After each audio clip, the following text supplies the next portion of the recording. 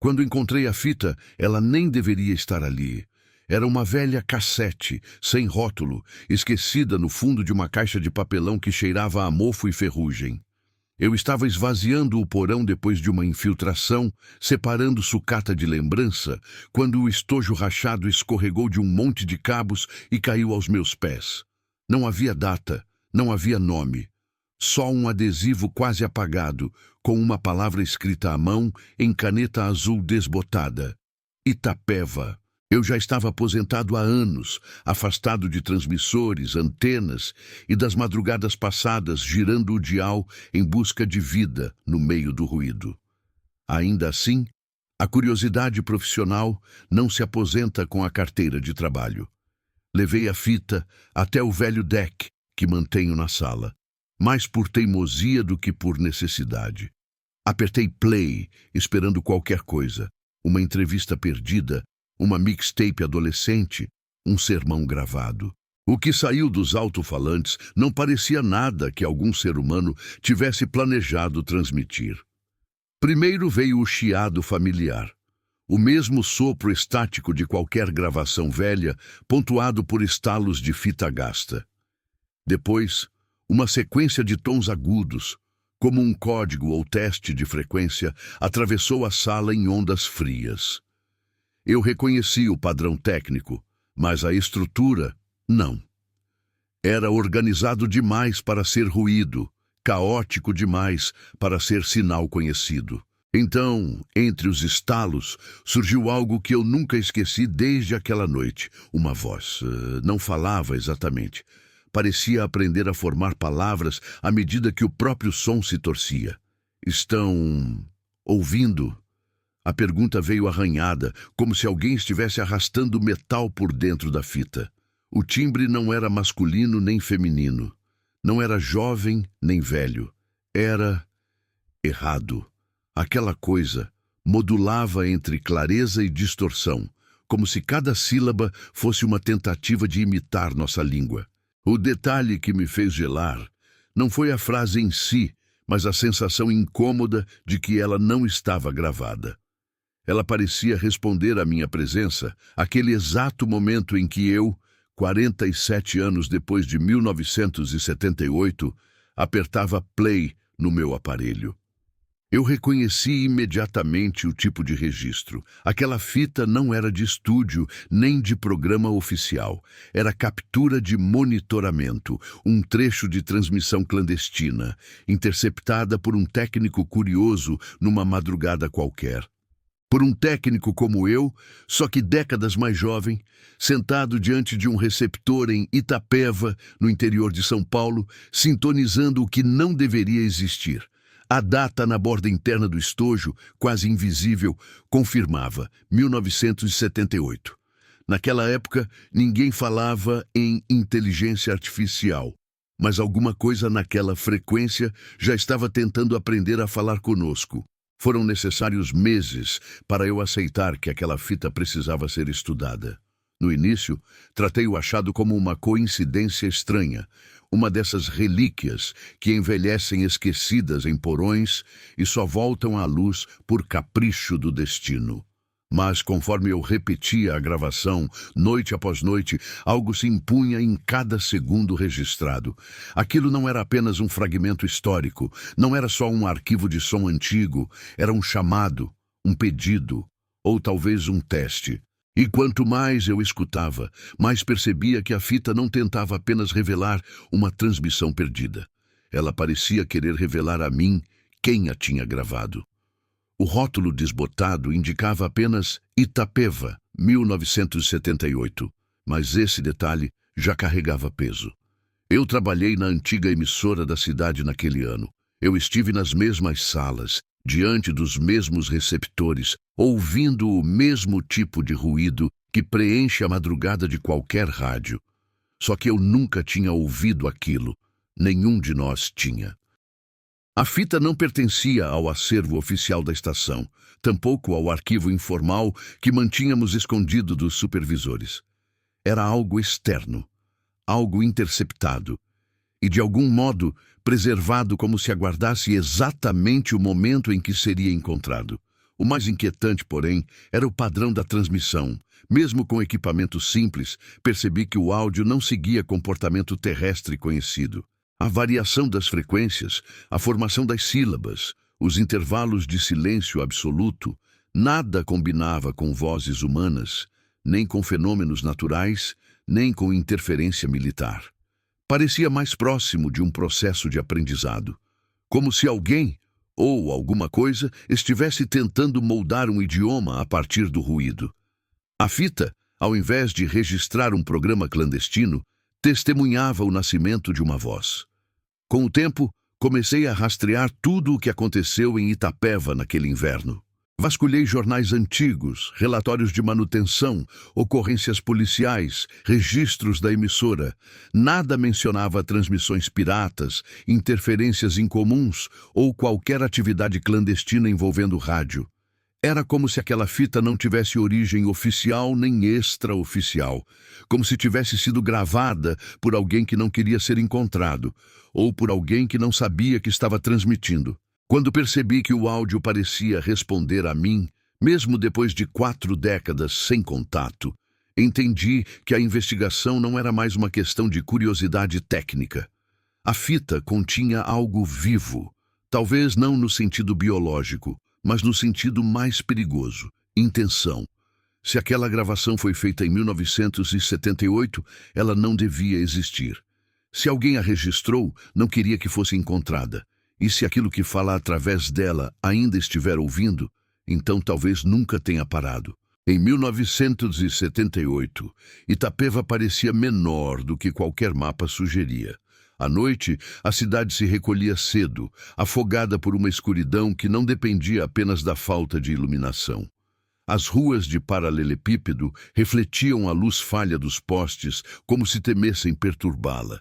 Nas janelas fechadas, rádios domésticos sussurravam notícias filtradas, programas ensaiados, música contida. Eu tinha 25 anos e trabalhava como técnico na pequena emissora local, um prédio de 2 andares que rangia a cada rajada de vento. Ali, entre válvulas quentes e fios desencapados, eu acreditava conhecer todos os sons que o éter podia produzir. Estava enganado. Quando o relógio da emissora marcava o fim da programação, sempre por volta das 11h30, a cidade já parecia abandonada. Enquanto os locutores guardavam papéis e apagavam as luzes, eu seguia para a sala de equipamentos dos fundos. Era meu ritual solitário. Um segundo receptor, mais sensível que o da transmissão principal, permanecia ligado apenas para testes. Ali, envolto pelo zumbido do transformador e pelo cheiro metálico do ozônio, eu girava o dial devagar, mapeando frequências como quem explora cavernas desconhecidas. O que eu anotava em meus cadernos não tinha valor oficial, mas para mim era a cartografia invisível da noite. Naquela noite específica, o inverno descia pesado sobre Itapeva. O vento uivava na lateral do prédio e trazia consigo um cheiro de terra molhada e lenha queimada das casas afastadas. Eu ajustava o receptor numa faixa morta, entre 2 estações a que ninguém dava atenção, quando algo me parou. O chiado não era uniforme. Pulsava, respirava, como se houvesse cadência, intenção, uma lógica subterrânea escondida na textura do ruído. Inclinei-me para mais perto, diminuí o ganho, refinei a sintonia. O padrão se reorganizou, obediente, quase receptivo, como se soubesse que eu estava tentando escutá-lo. Com um instinto que não sei explicar, puxei um dos gravadores de rolo da prateleira, conectei os cabos e comecei a registrar. A fita se movia devagar, serpenteando pelas bobinas, enquanto aquele som se transformava. Primeiro vieram os intervalos de silêncio absoluto, tão abruptos que pareciam sugados da fita por alguma força invisível. Depois, entre esses vazios perfeitos, surgiram fragmentos de voz. Não frases, não palavras, mas tentativas. Como se alguém em algum lugar estivesse testando combinações fonéticas, explorando frequências como quem tateia uma parede escura em busca de saída. Nada naquilo era aleatório.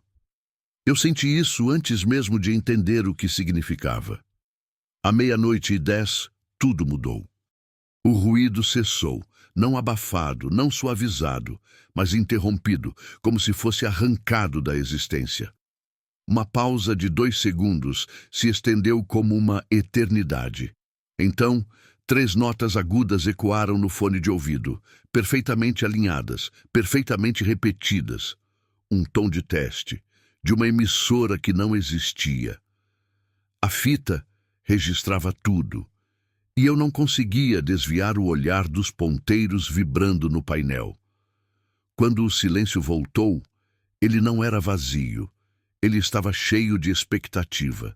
E foi então que ouvi o primeiro esforço de fala vindo daquela frequência. Um som que não pertencia a nenhum idioma do mundo. Um som que parecia procurar por mim. Nos minutos que seguiram aquelas 3 notas agudas, meu corpo reagiu antes da minha mente. O ar pareceu ficar mais pesado dentro da sala, como se a temperatura tivesse caído alguns graus sem aviso. O som que emergiu logo depois não lembrava voz humana. Era mais parecido com um arrastar irregular, como se alguém tentasse mover sílabas pela língua sem saber ao certo o que fazer com elas. A cada nova tentativa, o timbre mudava de textura. Ora agudo demais, ora profundo demais, como se estivesse testando diferentes formatos até encontrar um que funcionasse. Eu não conseguia definir se aquilo vinha de uma boca inexistente ou de uma máquina tentando criar uma. Ajustei o ganho do receptor com mãos trêmulas. O padrão se recompôs, respondendo aos meus movimentos como um animal que observa o domador antes de decidir morder ou recuar.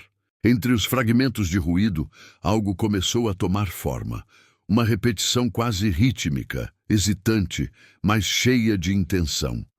Era como ouvir uma criança pronunciar fonemas pela primeira vez. Só que aquilo não tinha infância, não tinha corpo, não tinha passado. Era um eco que tentava entender a própria existência e, por alguma razão, parecia usar a minha presença como guia. Ah! Modulou o som de repente. Um único fonema. Perfeito demais para acaso. Imperfeito demais para ser humano. O impacto foi imediato. Meu coração acelerou, minha boca secou e eu me vi recuando instintivamente, como se um predador houvesse marcado seu primeiro movimento. O fonema se repetiu, agora mais firme, mais seguro, como se o emissor tivesse compreendido a mecânica da vibração. Um nome, um aviso, um teste? Eu não sabia, mas a fita continuava registrando cada segundo daquela evolução impossível. Então o silêncio voltou. Não como ausência de som, mas como presença de algo que aguardava resposta.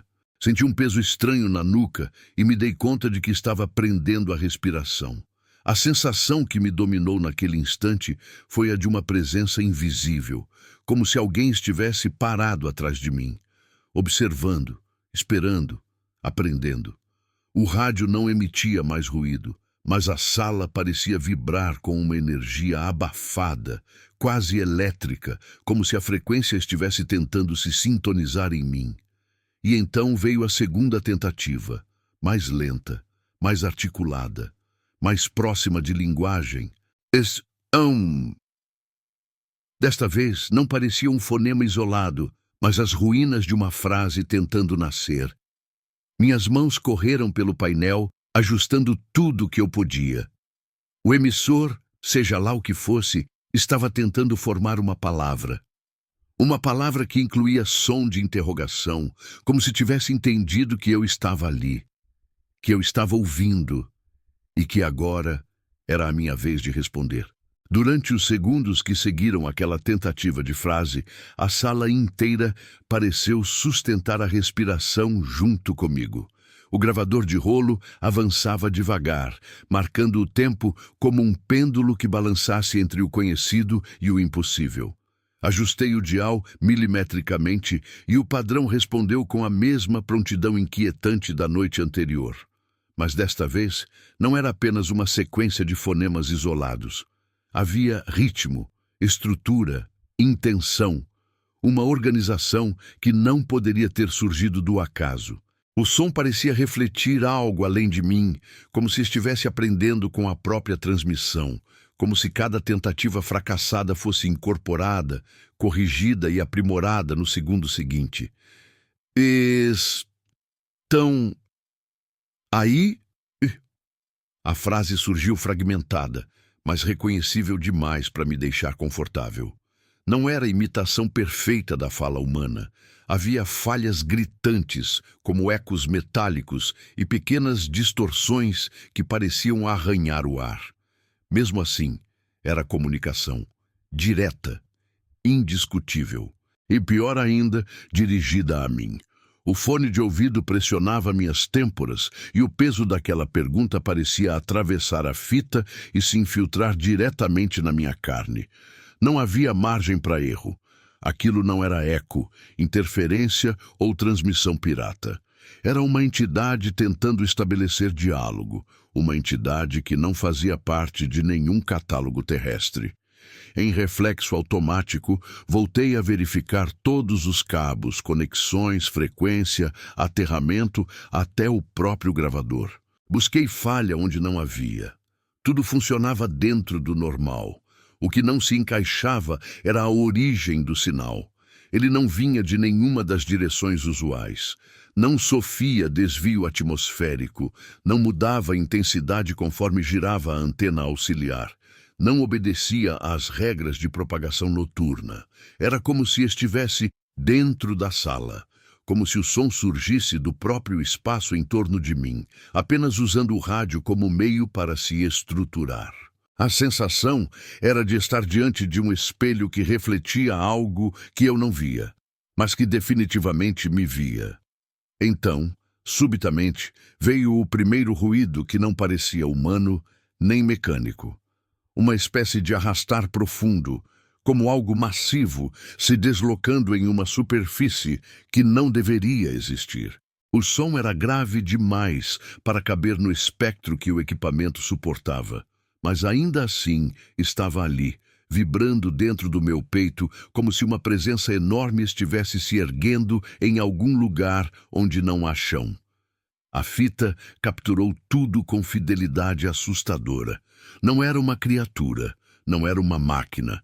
Era algo que tentava nascer através da frequência, e cada tentativa tornava o processo mais claro, mais nítido, mais consciente. Quando o ruído terminou, veio a palavra final. Clara, moldada, terrivelmente humana. Preciso. Não houve complemento. Não houve repetição. Só aquela palavra isolada, carregada de desespero ou fome, ou algo que eu não possuo vocabulário para nomear. Desliguei o gravador com um golpe seco, mas o silêncio que tomou a sala não me trouxe alívio algum. Pelo contrário.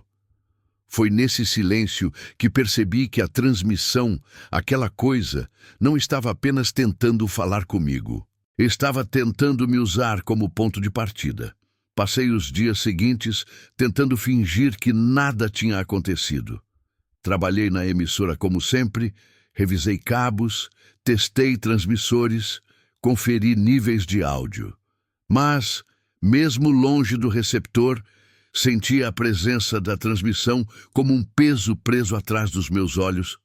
Não era paranoia. Era lembrança física. Como se a frequência tivesse deixado um arranhão dentro de mim, uma marca que vibrava discretamente a cada vez que eu pensava nela. E eu pensava nela o tempo todo. Quando tentei dormir, o silêncio do quarto soava idêntico àquele intervalo absoluto que surgia entre os fragmentos de voz. Era como se a transmissão tivesse decidido seguir comigo. Na terceira noite cedi ao impulso. Voltei para a sala de equipamentos, esperando que tudo não passasse de fantasia alimentada pelo medo. Liguei o receptor com a intenção de provar a mim mesmo que nada aconteceria. Mas assim que o circuito esquentou, antes mesmo de eu tocar no dial, o ruído começou a se formar por conta própria. Não veio de uma frequência específica, veio de todas ao mesmo tempo, como se a transmissão estivesse varrendo o espectro atrás de mim, procurando o ponto exato em que havia me encontrado antes. A sensação de ser observado não era mais metáfora, era mecânica. Meu corpo inteiro ficou rígido quando o padrão retornou com uma clareza perturbadora, sem hesitação, sem a lentidão de aprendizado dos primeiros dias. O som parecia amadurecido, refinado. A respiração cadenciada do ruído deu lugar a uma vibração constante, densa, quase orgânica. Era como se a transmissão tivesse deixado de tentar imitar uma voz humana e começado a construir uma própria. Uma que não dependia mais de ruído ou interferência para existir. Ao ajustar levemente o dial, percebi que ela seguia meus movimentos com precisão cirúrgica. A transmissão estava me rastreando. Foi então que escutei algo que me fez recuar como se tivesse levado um golpe. Não era palavra, não era frase, era meu nome. Torturado, distorcido, adaptado, mas reconhecível. Como se alguém tivesse pegado a ideia de mim e tentado moldá-la com dedos que não nasceram para tocar carne ou objetos. A voz não era uma voz, era intenção pura. Uma presença tentando se aproximar do que eu era, do que eu representava, usando a linguagem como ponte ou anzol. E naquele instante percebi algo ainda mais terrível que o som em si. Ela não estava repetindo meu nome, ela estava o chamando. A resposta instintiva foi desligar tudo, mas assim que minhas mãos tocaram o painel, a frequência reagiu, como se entendesse a ameaça. O ruído subiu, os ponteiros vibraram com força, uma onda grave percorreu o piso como um impacto nas profundezas de um oceano invisível. A lâmpada no teto oscilou violentamente. A transmissão não queria ser interrompida, e enquanto eu lutava para fechar o circuito, um último eco se formou no fone de ouvido, quase inaudível, quase humano. Pros e mo.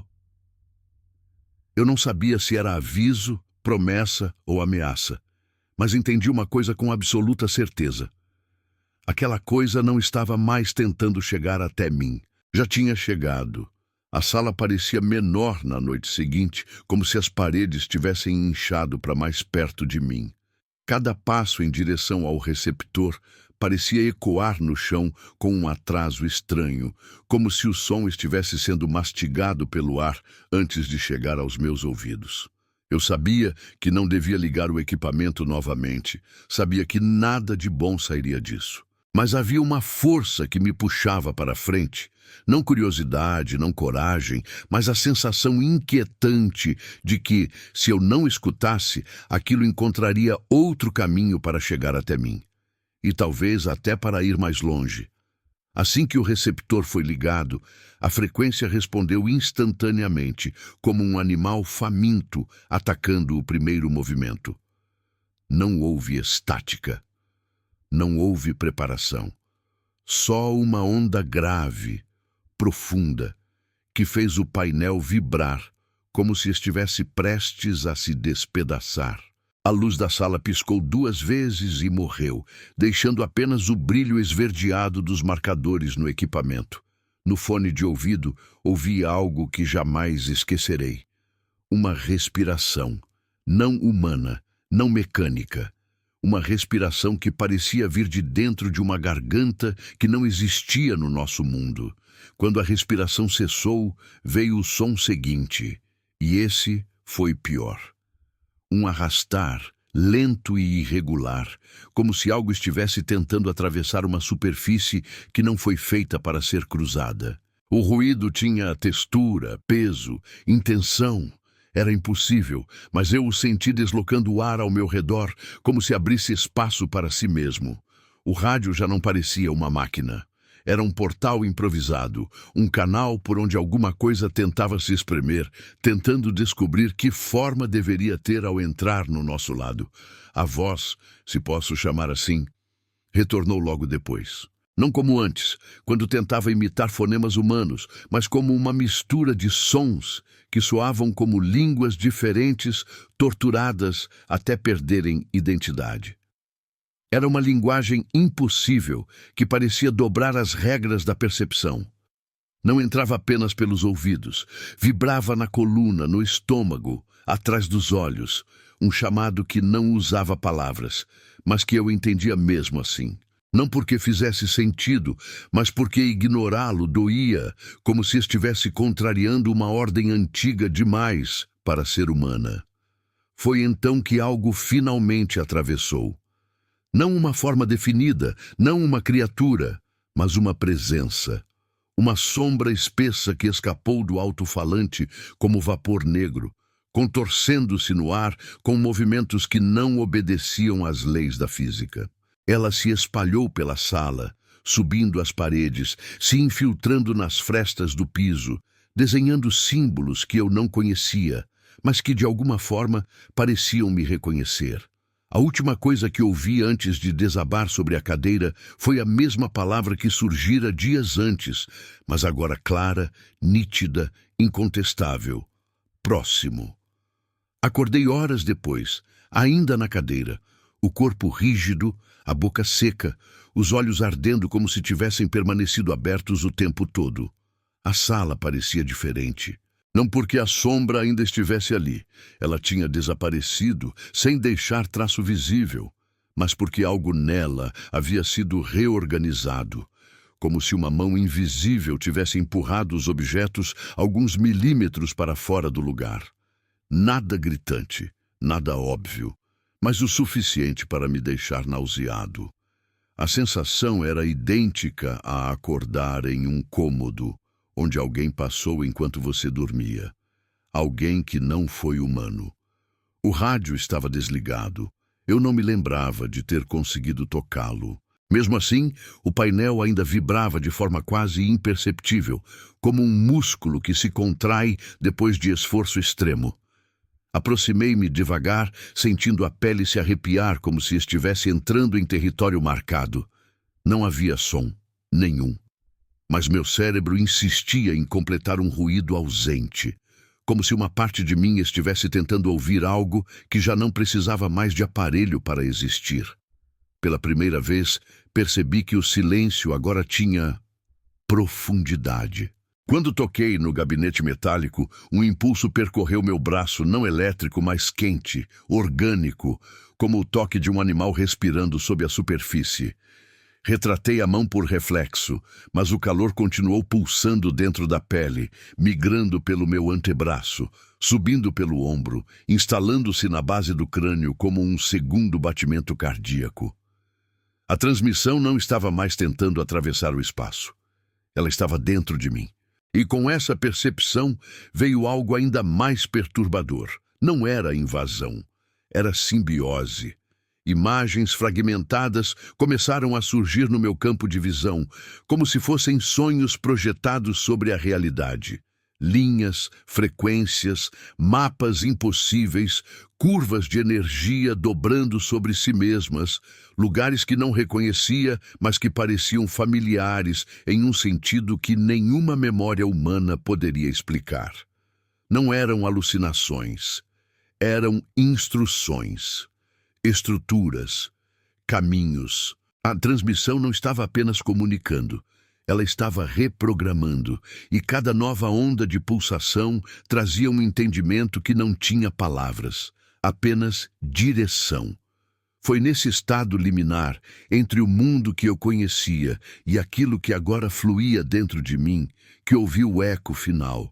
Não veio do rádio, não veio do prédio, não veio do ar, veio de dentro da minha mente, pronunciado com clareza absoluta, sem ruído, sem distorção, sem esforço. Agora. Não era ordem, não era ameaça. Era a constatação de que eu havia sido escolhido, e que a etapa seguinte, seja lá qual fosse, não dependeria mais de máquinas, frequências ou barreiras. Dependia apenas de mim. Não voltei à emissora depois daquela noite. Não por medo da transmissão, já não fazia diferença, mas porque percebi que o lugar havia se tornado irrelevante. Não importa onde eu estivesse, a frequência permanecia comigo, vibrando sob a pele como um segundo pulso. Tentei fingir que ainda havia fronteira entre o que eu era e o que ela havia depositado em mim, mas tudo ao meu redor denunciava a mudança. O som do vento, o burburinho distante da cidade, até o silêncio da madrugada. Tudo parecia sintonizado em um mesmo ritmo subterrâneo, um padrão que só eu conseguia ouvir. Não era assombração, não era invasão, era continuidade. Guardei a fita, o gravador e o receptor no fundo de uma caixa, como quem tenta sepultar um corpo sem nome. Mas mesmo enterrados sob poeira e esquecimento, eles continuavam vibrando dentro da minha memória. Uma memória que já não sabia distinguir o que era meu e o que era dela. Não procurei ajuda. Não busquei explicações. Entendi que aquilo não tinha começado comigo e não terminaria comigo. A transmissão não estava interessada em dominação ou diálogo. Ela estava se espalhando, aprendendo, ajustando-se. E de todas as pessoas possíveis, fui apenas o primeiro a escutar com nitidez suficiente para responder. Escrevo isto não como aviso, nem como confissão, mas como registro inevitável. A frequência nunca cessou. Ela apenas mudou de forma. Hoje, às vezes, ela surge no zumbido de lâmpadas antigas. Outras vezes, no padrão irregular de rádios mal sintonizados. Houve noites em que a ouvi na drenagem do encanamento, nas frestas da casa, no intervalo entre dois pensamentos. Ela se desloca como fumaça procurando fendas. E sempre encontra. Se este texto chegou até você, não é coincidência. Nada disso é. A mesma palavra que me encontrou naquela noite agora se repete, clara, suave, dentro do silêncio ao seu redor. Agora.